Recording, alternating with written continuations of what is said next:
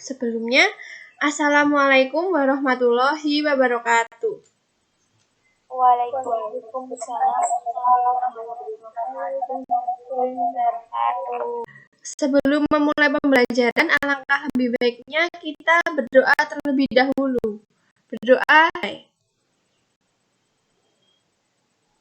Selesai.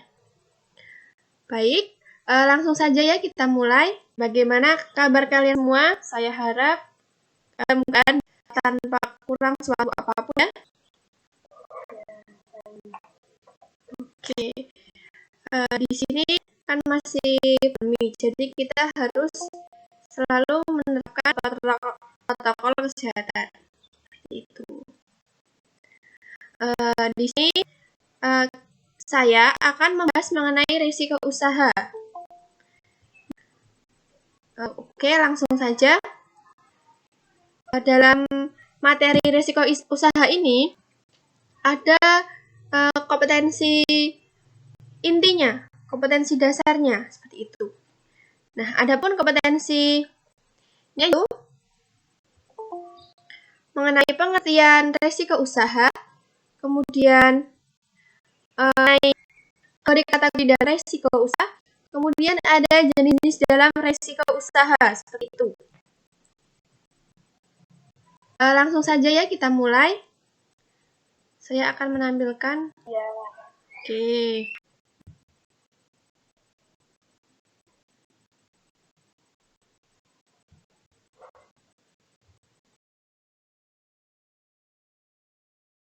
Apakah ada yang tahu apa itu risiko usaha? Siapa namanya, Mbak?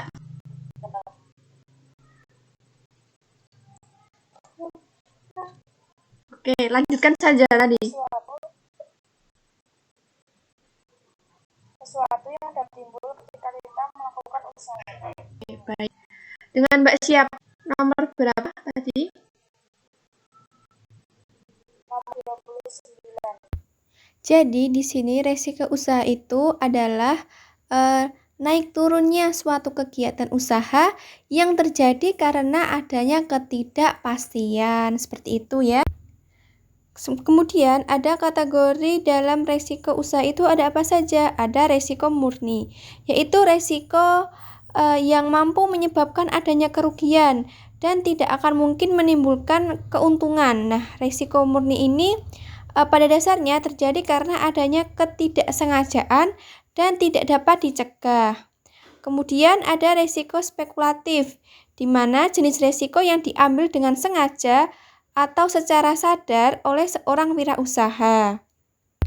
Dan pada risiko spekulatif ini memiliki dua kemungkinan, yaitu kemungkinan akan mendapatkan keuntungan atau akan mendapatkan kerugian, seperti itu. Selanjutnya, ada risiko yang didasarkan pada kontrol. Nah, di sini ada risiko yang dapat dikendalikan dan risiko yang tidak dapat dikendalikan. Kita bahas satu persatu. Di sini risiko yang dapat dikendalikan, yaitu contohnya ya, seperti perusahaan itu tidak kunjung memperoleh keuntungan atau pengembalian atas modal yang telah dikeluarkan pada saat produksi suatu barang. Nah, seperti itu. Maka perusahaan ini dapat memikirkan bagaimana caranya agar perusahaan itu dapat segera memperoleh pengembalian atas modalnya. Seperti itu. Kemudian ada risiko yang tidak dapat dikendalikan. Seperti apa? Seperti saat terjadi kebakaran, penipuan, ataupun bencana alam. Nah, kejadian-kejadian seperti itu kan kejadian yang tidak ada seorang pun yang menginginkan akan hal tersebut terjadi. Jadi, selanjutnya, cara efektif dan efisien dalam menghadapi risiko usaha itu dengan cara menggali dan memahami mengenai risiko usaha tersebut. Nah, ada berapa jenis risiko usaha?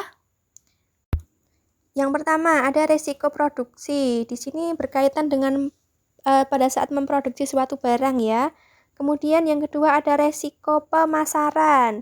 Ini berkaitan dengan bagaimana cara kita memasarkan suatu produk kita, bagaimana produk kita dikenal masyarakat luas. Nah, itu bagaimana. Yang ketiga ada risiko sumber daya manusia.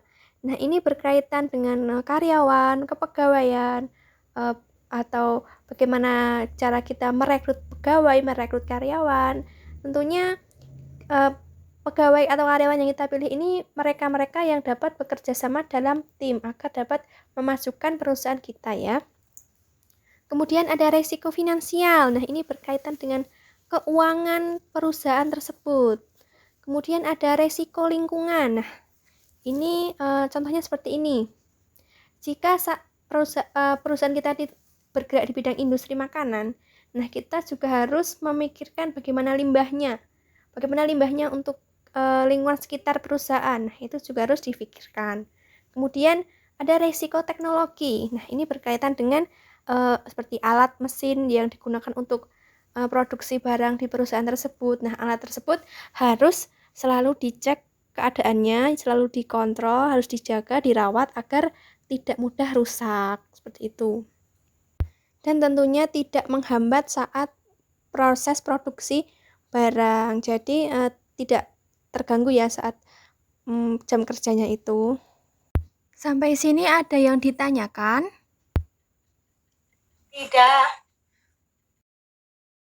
Ada resiko permintaan pasar, kemudian ada risiko perbaikan mengenai kritik dan saran dari konsumen, kemudian ada risiko kerjasama, bisa kerjasama antar perusahaan lain atau antar supplier, kemudian ada risiko peraturan pemerintah dan risiko pengembangan aset.